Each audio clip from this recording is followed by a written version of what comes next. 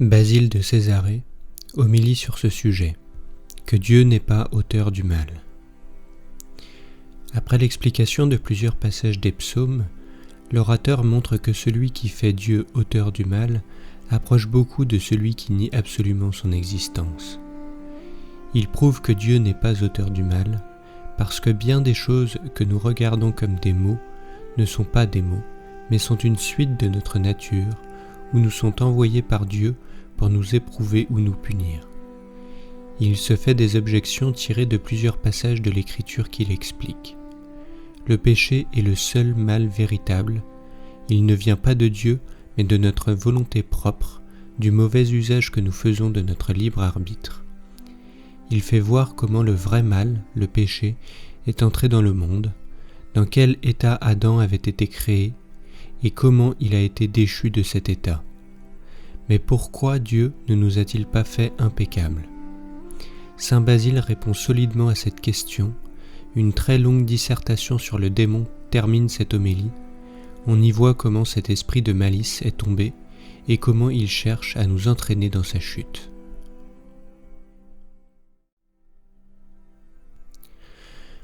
Paragraphe 1. Plusieurs sortes d'instructions nous sont données par David, ce divin psalmiste, ce digne organe de l'Esprit Saint qui opère en lui. Tantôt, le prophète nous rapportant ses propres malheurs et le courage avec lequel il a supporté ses disgrâces nous laisse, par son exemple, une excellente leçon de patience lorsqu'il dit « Seigneur, pourquoi ceux qui me persécutent se sont-ils multipliés ?» Psaume 3, 1. Tantôt, il célèbre la bonté de Dieu et la promptitude du secours qu'il accorde à ceux qui le cherchent avec droiture. Le Dieu, dit-il, qui est le principe de ma justice, m'a exaucé au moment où je l'invoquais. Psaume 4. Parole conforme à ces autres du prophète Isaïe. Lorsque vous parlerez encore, il vous dira « Me voici ». Isaïe 65, 24. C'est-à-dire que vous n'aurez pas encore cessé de l'invoquer, qu'il aura déjà exaucé votre demande. Ensuite, adressant à Dieu des prières, il nous apprend comment des pécheurs doivent l'apaiser. « Seigneur, dit-il, ne me reprenez pas dans votre fureur et ne me punissez pas dans votre colère. » Psaume 6, 1. Dans le 12e psaume également, après s'être étendu sur une épreuve par laquelle il était passé en disant « Jusqu'à quand, Seigneur, m'oublierez-vous ? Sera-ce pour toujours ?» Psaume 12, 1. Après nous avoir appris, dans tout le psaume, à ne pas nous laisser abattre par les afflictions, mais à attendre la bonté de Dieu et à nous convaincre que c'est par des vues de sagesse qu'il nous livre aux afflictions, mesurant à chacun les épreuves en proportion de sa foi. Après donc qu'il a dit « Jusqu'à quand, Seigneur, m'oublierez-vous ? Sera-ce pour toujours ? Jusqu'à quand détournerez-vous de moi votre face ?» Psaume 12, 1, il passe aussitôt à la perversité des impies. Et qu'en dit-il ? Lorsque les impies éprouvent dans la vie quelques contretemps, trop faibles pour supporter les événements fâcheux, ils doutent et sont incertains de savoir s'il est un Dieu qui gouverne les choses humaines, qui examine ce qui se passe sur la terre, qui traite chacun selon son mérite. Ils vont plus loin encore, lorsque le malheur continue à les persécuter de plus en plus, ils confirment en eux-mêmes cette opinion perverse. Ils déclarent dans leur cœur qu'il n'y a pas de Dieu. L'insensé a dit dans son cœur « Il n'y a pas de Dieu » Psaume 13, 1. Et dès qu'une fois persuadé de cette horrible doctrine, il se livre sans réserve à tous les excès. Car s'il n'est pas d'être qui examine ce qui se passe parmi les hommes, s'il n'est pas d'être qui rende à chacun ce qu'il mérite selon ses actions, qu'est-ce qui empêche d'opprimer le pauvre, d'égorger les orphelins, d'assassiner la veuve et l'étranger, de se permettre tous les crimes, de se souiller par les passions les plus infâmes, les plus abominables, les plus brutales. Aussi le roi prophète, comme par une suite de la pensée qu'il n'y a pas de Dieu, ajoute « Ils se sont corrompus et sont devenus abominables dans leur affection. » Psaume 13, 1. Car il est impossible de ne pas s'écarter de la voie droite lorsqu'on est parvenu à oublier Dieu dans son cœur. Pourquoi les nations ont-elles été livrées à leur sens réprouvé et font-elles des actions peu convenables? N'est-ce point parce qu'elles ont dit « Il n'y a point de Dieu » cf. Romains 1, 28. Pourquoi les gentils sont-ils tombés dans des passions qui déshonorent l'humanité cf. Romains 1, 23. Pourquoi chez eux les femmes ont-elles changé l'usage qui est selon la nature et que les hommes commettent des infamies les uns avec les autres? N'est-ce point parce qu'ils ont transféré l'honneur qui n'est dû qu'au Dieu incorruptible à des figures d'oiseaux, de bêtes à 4 pieds et de serpents?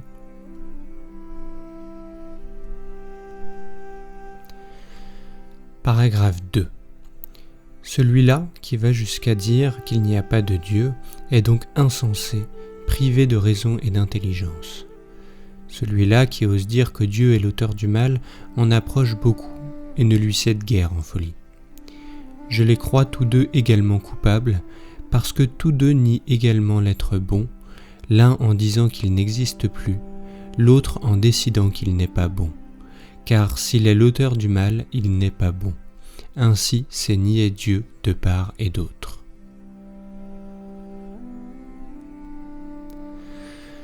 Paragraphe 3. D'où viennent donc, demandera-t-on, les maladies, les morts prématurées, les destructions de villes, les naufrages, les guerres, les pestes? Toutes ces calamités sont des maux, et toutes sont l'ouvrage de Dieu. Ainsi, à quel autre qu'à Dieu attribuer tout ce qui arrive? Puisque nous sommes tombés sur une question célèbre et qui est fort agitée, nous allons l'examiner avec le plus grand soin, et prenant des principes convenus, nous tâcherons de l'expliquer de la manière la plus claire et la moins confuse. Paragraphe 4. Avant tout, il faut bien nous persuader qu'étant l'ouvrage de Dieu, conservé par ce même Dieu, qui entre à notre égard dans les moindres détails, nous ne pouvons rien souffrir contre sa volonté, et que ce que nous souffrons ne nous est pas nuisible, ni tel que nous puissions rien imaginer de meilleur. La mort vient de Dieu, mais la mort n'est point du tout un mal, si ce n'est la mort du pécheur, parce que la sortie de ce monde est pour lui le commencement des supplices de l'enfer.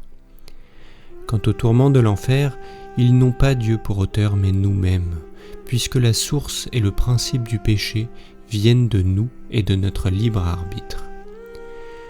Nous pouvions ne rien éprouver de fâcheux en nous abstenant du mal, mais nous avons été entraînés dans le péché par l'attrait du plaisir. Par quelle raison spécieuse pourrions-nous donc soutenir que nous ne sommes pas nous-mêmes la cause de nos peines? Une chose est mauvaise par rapport à nos sens ou par sa propre nature. Ce qui est mauvais par sa nature ne dépend que de nous. L'injustice, l'insolence, la sottise, la lâcheté, la jalousie, les meurtres, les empoisonnements, les impostures et tous les autres vices semblables qui souillent une âme faite à l'image du Créateur et qui obscurcissent sa beauté. Nous appelons encore mauvais ce qui est pénible et douloureux pour nos sens, les maladies, les blessures, le manque du nécessaire, la diffamation, les pertes d'argent, la mort de nos proches et de nos amis. Chacun de ces maux nous est envoyé pour notre utilité par un maître sage et bon. S'il nous ôte les richesses quand nous en usions mal, c'est pour nous ôter un instrument d'injustice. S'il nous envoie la maladie, c'est parce qu'il nous est plus utile que les membres de notre corps soient enchaînés par la douleur que d'avoir les mouvements de la concupiscence libre pour le péché. S'il nous envoie la mort, c'est que le terme de notre vie est accompli, terme qu'un juste jugement de Dieu a marqué pour chacun dès le commencement, prévoyant de loin ce qui est utile à chacun de nous. Les pestes, les sécheresses, les inondations sont les fléaux communs des peuples et des villes, propres à punir leurs excès. Comme donc un médecin est regardé comme bienfaiteur, quoiqu'il cause des peines et des douleurs au corps, parce qu'il attaque la maladie et non le malade, de même Dieu est bon parce qu'il sauve le tout en punissant des parties.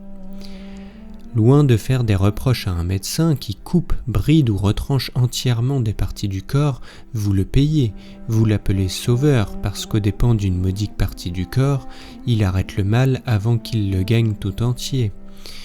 Et lorsque dans un tremblement de terre, vous voyez une ville s'écrouler sur ses habitants, ou un vaisseau disparaître au milieu de la mer, avec les hommes qu'il portait, vous vous permettez des murmures et des blasphèmes contre le vrai médecin et le véritable sauveur ? Cependant, vous deviez comprendre que, dans les maladies humaines qui sont peu considérables et qui peuvent être guéries, on se contente d'employer des remèdes utiles. Mais lorsqu'elles sont au-dessus de tout remède, il faut nécessairement retrancher les parties gangrénées, de peur que le mal, gagnant de proche en proche, n'arrive jusqu'aux sources de la vie. De même donc que ce n'est pas le médecin mais la maladie qui est cause qu'on emploie le fer et le feu, ainsi dans les destructions de villes qui ont pour principe les excès de leurs crimes, Dieu est déchargé de tout reproche. Paragraphe 5. Mais, dit-on, si Dieu n'est pas auteur du mal, pourquoi est-il dit dans l'Écriture « Moi qui ai formé la lumière et les ténèbres, qui fait la paix et qui crée les maux » Isaïe 45, 7. Et encore, le Seigneur a envoyé les maux sur les portes de Jérusalem, Michée 1, 12. Et encore, il n'arrive point de mal dans la ville qui ne vienne de la part du Seigneur, Amos 3, 6. Considérez, dit Moïse dans son fameux cantique, considérez que c'est moi seul qui suis, et qu'il n'est pas d'autre Dieu que moi. C'est moi qui ferai mourir et qui ferai vivre, qui blesserai et qui guérirai. Deutéronome 32, 39. Paragraphe 6. Mais aucun de ces passages, si l'on pénètre dans le sens de l'Écriture, n'accuse Dieu et ne le représente comme auteur et créateur du mal. Quand Dieu dit « C'est moi qui ai formé la lumière et les ténèbres » Isaïe 45, 7, il ne fait par là que se représenter lui-même comme le créateur de tous les êtres et non comme l'auteur du mal. De peur donc que vous ne pensiez que l'auteur de la lumière est autre que celui des ténèbres, il se dit lui-même créateur des objets les plus opposés dans la nature. Il ne veut pas que vous imaginiez qu'un certain être a créé le feu, un autre l'eau, un autre l'air, un autre la terre, parce que ces éléments ont des qualités opposées. Considération qui en a déjà fait recourir plusieurs à la pluralité des dieux. Il fait la paix et il crée les maux. Isaïe 45, 7. Il fait la paix principalement en vous, lorsque par une bonne doctrine, il ramène la paix dans votre âme et qu'il apaise les passions révoltées contre elle. Il crée les maux, c'est-à-dire il les transforme, il en change la nature, de sorte qu'ils cessent d'être des maux et qu'ils deviennent des biens. Ô mon Dieu, dit David, créez en moi un cœur pur. Psaume 50, 12. Non en le faisant passer du néant à l'existence, mais en le renouvelant parce qu'il est invétéré dans le mal, afin, dit saint Paul, qu'il crée deux hommes en un seul homme nouveau, Éphésiens 2, 15. Ici, créer ne signifie pas non plus tirer du néant, mais transformer ce qui existe déjà. Si quelqu'un, dit le même apôtre, est devenu en Jésus-Christ, il est une nouvelle créature. 2 Corinthiens 5, 17. N'est-ce pas Dieu, dit Moïse, qui est votre Père ? N'est-ce pas lui qui vous a possédé, qui vous a fait et qui vous a créé ? Deutéronome 32, 6. Le mot « créer », employé après celui de « fait », nous apprend et nous démontre que le mot de « création » doit s'entendre ici, comme il s'entend souvent, dans le sens d'amélioration. Ainsi, Dieu fait la paix par cela même qu'il crée les maux, c'est-à-dire qu'il les change en bien.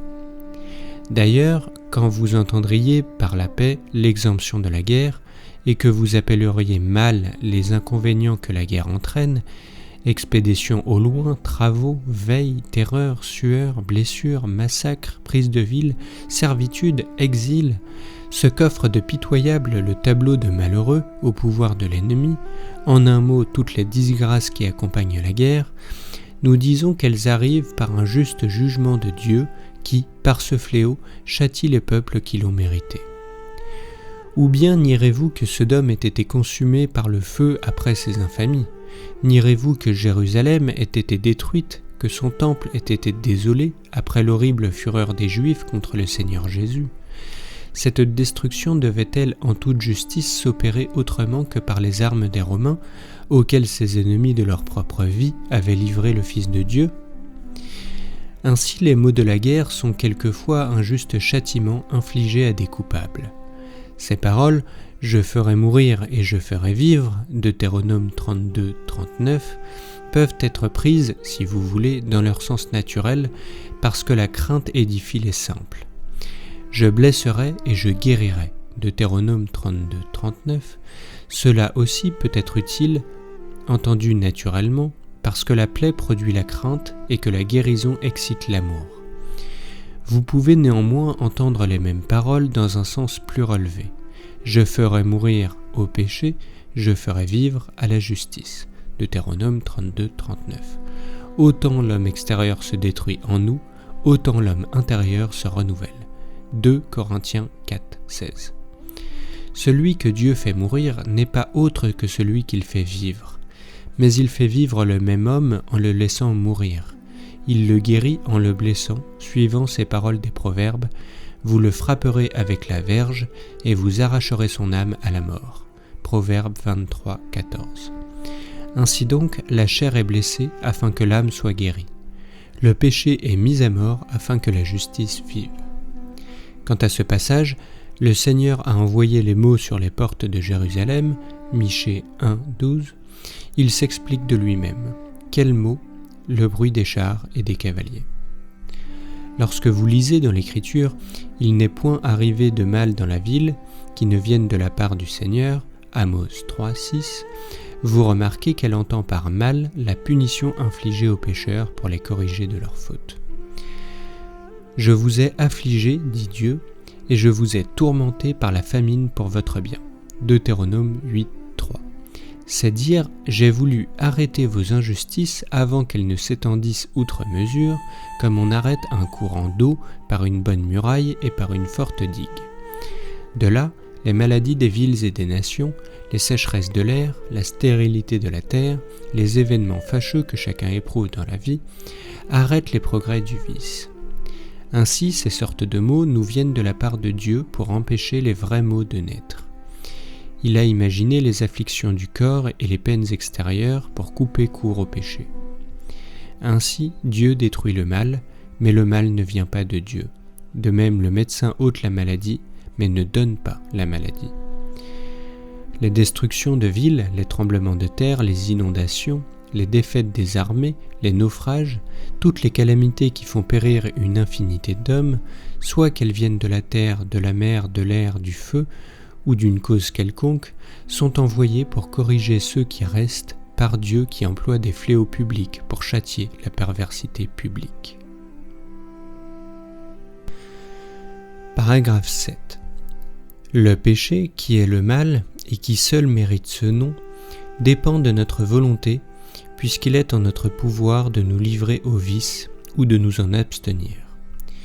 Parmi tous les autres maux, les uns nous sont envoyés comme des occasions de signaler notre courage, ainsi qu'à Job, la mort de tous ses enfants à la fois, la perte en un moment de toute sa fortune, l'affreux ulcère répandu sur tout son corps. Les autres sont comme le remède des péchés. Ainsi, David essuya l'opprobre de sa maison pour expier les excès d'une passion criminelle. Nous remarquons encore une autre espèce d'accident terrible envoyé par un juste jugement de Dieu pour rendre plus sages les hommes portés au crime, comme lorsque Dathan et Abiron furent engloutis par la terre qui ouvrit ses abîmes pour les dévorer. Nombre 16, 31, Psaume 105, 17. Ce ne furent pas eux alors qui devinrent meilleurs par une telle punition, puisqu'ils descendirent tout vivants dans l'enfer, mais ils rendirent les autres plus sages par leur exemple. Ainsi Pharaon fut submergé avec toutes ses troupes. Ainsi les anciens habitants de la Palestine furent exterminés. Au reste, quoique l'apôtre parle de vases de colère formés pour la perdition, Romains 9, 22, ne vous imaginez pas que Pharaon fût d'une constitution mauvaise, parce qu'alors il serait juste de s'en prendre à celui qui l'a créé. Mais que le mot même de vase vous apprenne que chacun de nous a été fait pour un usage utile. Et comme dans une grande maison il y a des vases d'or, d'argent, d'argile ou de bois, et que chaque homme, par un effet de sa volonté propre, a une ressemblance avec ces diverses matières, le vase d'or est celui dont les mœurs sont pures et franches, Le vase d'argent est celui qui est d'un mérite inférieur à ce premier. Le vase d'argile est celui qui n'a point de goût que pour la terre et qui est propre à être brisé. Le vase de bois est celui qui est facilement souillé par le péché et qui devient un aliment pour le feu éternel. Ainsi, le vase de colère est celui qui, comme un vase matériel, reçoit toute la puissance du démon et qui, par un effet de la corruption répandant une odeur infecte, ne peut plus être employé à aucun usage, n'est plus digne que d'être détruit et anéanti. Comme donc il fallait que Pharaon fût brisé, le sage et habile administrateur des âmes l'a disposé à devenir un exemple célèbre et à jamais mémorable, afin que par son malheur il fût du moins utile aux autres, puisque son extrême malice le rendait incorrigible. Il l'a endurci en augmentant sa malice naturelle par la patience du juge et par le délai de la punition, afin que sa perversité, étant enfin parvenu à son dernier terme, il put signaler par la personne d'un roi coupable sa justice souveraine. C'est pour cela qu'après avoir commencé par de moindres plaies, et ajoutant toujours jusqu'au plus grand fléau, il n'a point fléchi son caractère dur et opiniâtre, mais l'a trouvé bravant sa douceur et exercé, pour ainsi dire, par l'habitude aux maux dont il le frappait. Toutefois, il ne l'a livré à la mort que lorsqu'il se submergea lui-même par cette fierté, celle qui lui inspira l'audace d'entrer dans la voie des justes, qui lui fit croire qu'il pourrait traverser la mer Rouge comme le peuple de Dieu. Paragraphe 8. Instruit par Dieu même, sachant distinguer les différentes sortes de maux, voyant ce qui est véritablement mal comme le péché, dont la fin est la mort, et ce qui n'est mal qu'en apparence, mais qui a la force du bien, comme les afflictions qui sont envoyées pour couper court au péché, dont les fruits sont le salut éternel des graines, cessez de vous plaindre des dispositions du Très-Haut, et en général ne regardez pas Dieu comme l'auteur de la substance du mal, ne vous imaginez pas que le mal soit une substance particulière. Non, la perversité n'est pas une créature vivante. Nous ne pouvons pas nous la représenter semée comme quelque chose qui existe réellement. Le mal est la privation du bien. L'œil a été créé. La cécité est survenue par la perte des yeux, de sorte que si l'œil n'eût pas été d'une nature corruptible, la cécité n'aurait pu s'introduire. Ainsi, le mal n'a pas une substance particulière, mais survient par les blessures faites à l'âme. On ne peut pas dire qu'il soit incréé, comme le disent ces impies qui accordent à la nature mauvaise le même honneur qu'à la nature bonne, puisque, suivant eux, l'une et l'autre sont sans principe et avant toute création. On ne peut dire non plus qu'il ait été créé, car si tout vient de Dieu, comment l'être mauvais est-il venu de l'être bon ? Ce qui est honteux ne vient pas de ce qui est honnête, ni le vice de la vertu. Lisez la création du monde, et vous verrez que tout ce que Dieu a créé était bon et très bon. Le mal n'a donc pas été créé avec le bien. La créature spirituelle, ouvrage de Dieu, n'a pas reçu l'existence avec un mélange de perversité. En effet, s'il est vrai que les êtres corporels n'avaient pas en eux le mal avec lequel ils aient été créés, comment les êtres spirituels qui l'emportent tellement par la pureté et la sainteté auraient-ils une substance commune avec le mal ? Paragraphe 9. Cependant, le mal existe, et son pouvoir montre qu'il est répandu dans toute la vie. D'où a-t-il donc l'existence si l'on ne peut dire ni qu'il soit sans principe, ni qu'il ait été créé ? Que ceux qui nous font ces questions nous permettent de leur faire celle-ci. D'où viennent les maladies ? On ne peut dire que la maladie soit incréée, ni qu'elle soit l'ouvrage de Dieu. Les animaux ont été créés avec les parties naturelles qui leur conviennent. Ils sont passés à la vie avec leurs membres entiers et parfaits, et ils n'ont été malades que par une altération de leur nature. Ils perdent leur santé par un mauvais régime ou par quelque autre cause. Dieu a donc créé le corps et non la maladie. Il a fait l'âme et non le péché. L'âme a été viciée en perdant sa bonté naturelle. Et quel était son bien principal ? D'être attaché à Dieu et de lui être uni par la charité. La perte de cette charité a plongé dans une foule de maladies de diverses espèces. Et comment est-elle susceptible du mal ? Par une conséquence de son libre arbitre qui convient surtout à une nature raisonnable. Créée à l'image de Dieu, dégagée de toute nécessité, douée d'une liberté parfaite, notre âme conçoit le bien et en connaît la jouissance. Elle a le pouvoir, en persistant dans la contemplation du beau et dans la possession des choses spirituelles, de conserver sa vie naturelle. Elle a aussi le pouvoir de s'écarter de ce qui est beau et honnête, comme il lui arrive lorsque, rassasiée d'une volupté bienheureuse, appesantie par une sorte de sommeil et comme précipitée de la région supérieure, elle se mêle à la chair en se prostituant à de honteux plaisirs. Paragraphe 10. Adam vivait en haut, non par l'élévation de son séjour, mais par la sublimité de son esprit, lorsque, nouvellement animé, contemplant le ciel, ravi des beautés qui frappaient ses regards, il était transporté d'amour pour son bienfaiteur, qui l'avait gratifié de la jouissance d'une vie éternelle et des délices d'un paradis, qui lui avait donné la même principauté qu'aux anges, la faculté de vivre comme les archanges et d'entendre la parole divine. Ajoutez à tout cela que, sous la protection de Dieu même, il jouissait des biens dont il l'avait comblé.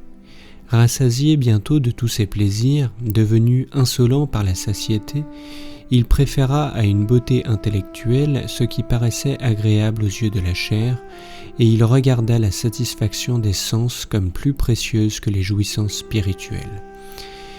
Il fut donc aussitôt chassé du paradis, exclu d'une vie bienheureuse, étant devenu méchant, non par nécessité, mais par son imprudence. Ainsi, il a commis le péché par un effet de sa volonté perverse, et il est mort par une suite du péché, car la solde du péché est la mort. Romains 6, 23. Autant il s'éloignait de la vie, autant il approchait de la mort. Dieu est la vie, la mort est la privation de la vie. Adam s'est donc procuré la mort en se séparant de Dieu, selon ce qui est écrit « Ceux qui s'éloignent de vous périront ». Psaume 72, 27.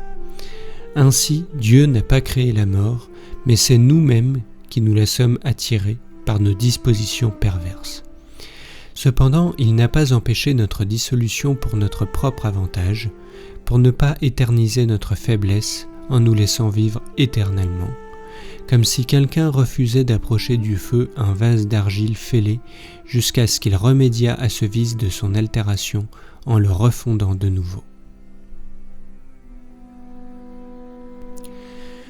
Paragraphe 11.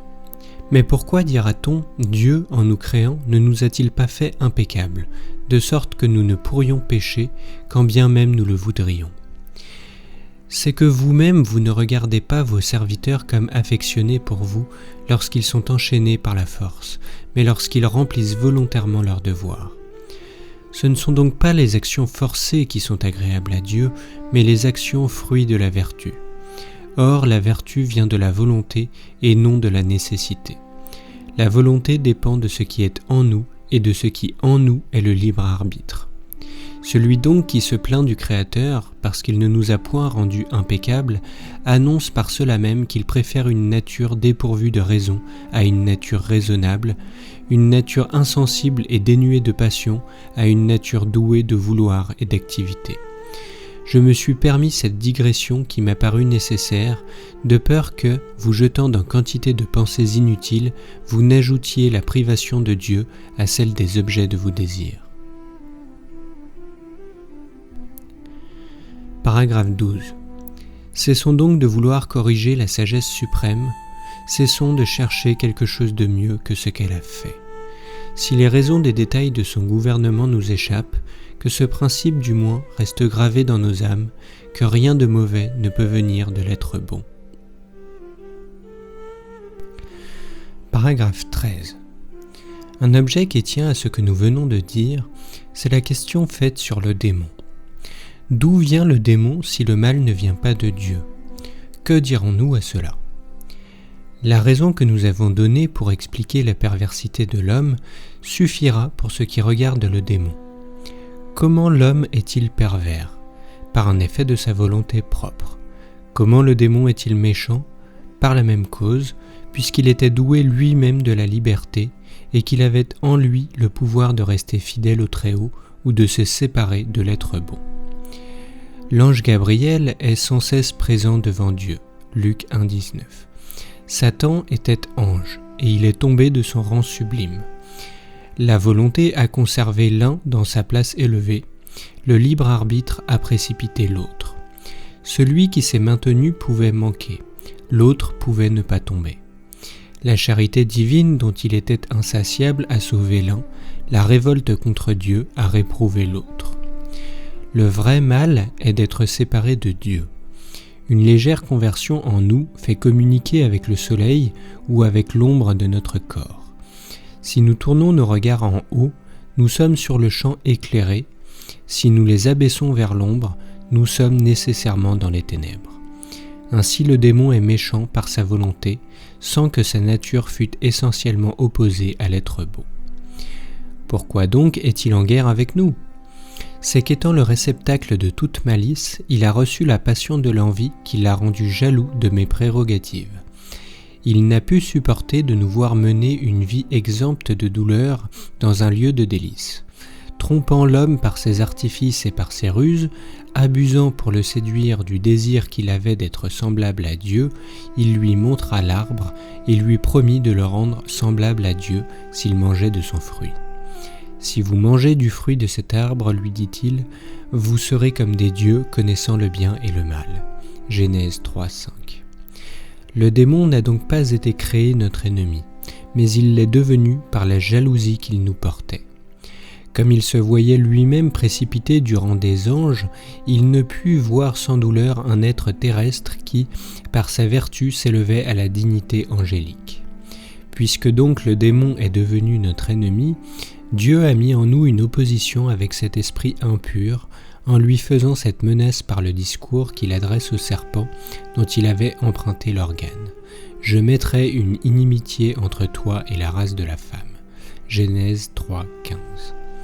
Les liaisons avec les méchants sont vraiment nuisibles, d'autant plus que c'est une loi de l'amitié que de se rapprocher de ses amis par la ressemblance.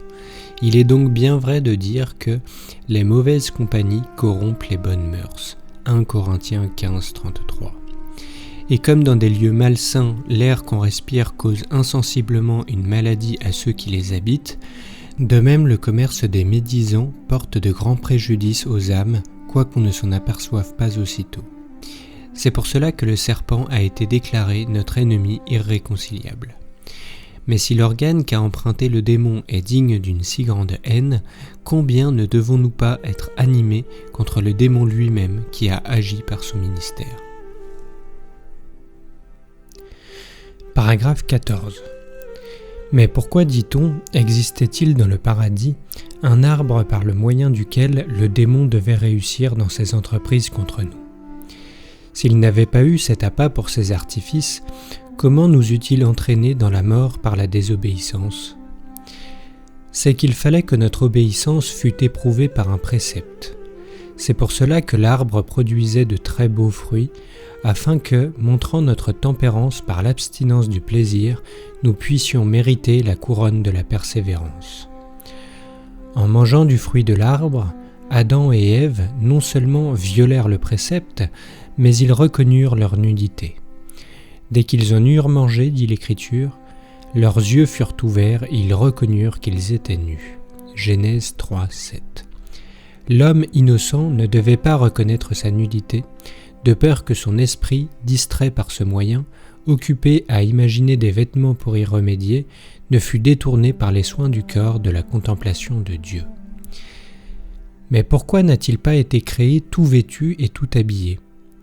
C'est que ni les vêtements naturels, ni ceux de l'art ne pouvaient lui convenir. Les vêtements naturels sont particuliers aux brutes, tels que les plumes, les poils, l'épaisseur des peaux qui peuvent mettre à l'abri des froids de l'hiver et des chaleurs de l'été. En cela, les animaux ne sont pas distingués les uns des autres. Ils ont été tous également bien traités par la nature. Capable d'aimer Dieu, l'homme devait recevoir des avantages d'un ordre bien supérieur. Les occupations de l'art auraient été pour lui une occasion de perdre du temps, ce qu'on devait éviter comme lui étant une chose nuisible. C'est pour cela que le Seigneur, voulant nous rappeler à la vie du paradis terrestre, chasse de nos âmes toute inquiétude. « Ne vous inquiétez point, nous dit-il, d'où vous trouverez de quoi manger pour soutenir votre vie, ni d'où vous aurez des vêtements pour couvrir vos corps. » Matthieu 6, 25. L'homme ne devait donc avoir ni les vêtements de la nature, ni ceux de l'art, mais d'autres lui étaient préparés s'il signalait sa vertu, qui devait briller en lui par la grâce divine, qui devait l'embellir comme les anges d'une parure éclatante, laquelle effacerait la beauté des fleurs et la splendeur des astres. C'est pour cela qu'il n'a point reçu de vêtements au moment de sa création, parce qu'ils étaient des prix réservés à sa vertu que les embûches du démon ne lui ont pas permis d'obtenir. Paragraphe 15. Le démon est donc notre adversaire, parce que cet esprit impur ayant causé dans l'origine notre chute par ses artifices, le Seigneur a réglé que nous serions en guerre avec lui, afin que, renouvelant le combat, nous puissions triompher par notre obéissance de cet ennemi irréconciliable. Il serait à désirer que le démon n'eût jamais existé, qu'il fût resté dans le rang où il avait été placé d'abord par le souverain du ciel. Mais ayant abandonné son poste sublime, il est devenu ennemi de Dieu, ennemi des hommes faits à l'image de Dieu. C'est pour cela qu'il ne cesse de haïr les humains et de combattre le Très-Haut. Il nous hait comme l'héritage du Maître suprême, il nous hait et confine les images d'un Dieu qu'il déteste. Aussi le sage et prévoyant ordonnateur des choses humaines s'est-il servi de sa méchanceté pour exercer nos âmes comme un médecin se sert du venin de la vipère pour composer de salutaires remèdes. Quel est donc le démon ? Quel est son rang ? Quelle est sa dignité ? Pourquoi enfin est-il appelé Satan ? Il est appelé Satan parce qu'il est opposé à l'être bon. C'est ce que signifie le mot hébreu comme nous l'apprenons dans les livres des rois. Le Seigneur, dit l'Écriture, suscita à Salomon un Satan, c'est-à-dire un ennemi, Hadder, roi des Iduméens. 3 Rois 11, 14. Il est aussi appelé diable, c'est-à-dire calomniateur, parce qu'il nous jette dans le péché en même temps qu'il nous accuse, parce qu'il se réjouit de notre perte et qu'il insulte à nos fautes. Sa nature est incorporelle selon ce que dit l'apôtre. Nous n'avons pas à combattre contre des hommes de chair et de sang, mais contre des esprits de malice. Éphésiens 6, 12. Sa dignité est celle de commandant et de prince. Nous avons à combattre, dit le même saint Paul, contre les principautés, contre les puissances, contre les princes de ce monde, les princes de ce siècle ténébreux. Éphésiens 6, 12. Le lieu de sa principauté est dans l'air, comme dit le même apôtre, selon le prince des puissances de l'air, cet esprit qui exerce maintenant son pouvoir sur les enfants de l'incrédulité. Éphésiens 2, 2. C'est pour cela qu'il est aussi appelé le prince du monde, parce que son empire est autour de la terre. Écoutons le Seigneur lui-même. C'est maintenant, dit-il, que le monde va être jugé. C'est maintenant que le prince de ce monde va être jeté dehors. Jean 12, 31. Et ailleurs, le prince de ce monde vient, il ne trouvera rien en moi qui lui appartienne. Jean 14, 30. Puisqu'en parlant de l'armée du démon, saint Paul dit que ce sont des esprits de malice répandus dans le ciel, il est bon de savoir que l'Écriture a coutume de donner le nom de ciel à l'air. Par exemple, les oiseaux du ciel, Matthieu 6, 26, et ailleurs, ils montèrent jusqu'aux cieux, Psaume 106, 26. C'est-à-dire, ils s'élèvent fort haut dans l'air. C'est pour cela que le Seigneur a vu Satan tomber du ciel comme un éclair. Luc 10, 18, c'est-à-dire tomber de son propre empire et étendu en bas, afin qu'il soit foulé aux pieds par tous ceux qui espèrent en Jésus-Christ. Car le Seigneur a donné à ses disciples le pouvoir de fouler aux pieds le serpent, les scorpions et toute la puissance de l'ennemi. Luc 10, 19. Depuis donc que la tyrannie odieuse du démon a été chassée de son empire et que les lieux circonvoisins de la terre ont été purifiés par la passion salutaire de celui qui a pacifié ce qui est sur la terre et dans le ciel, Colossiens 1, 20, le royaume des cieux nous est prêché.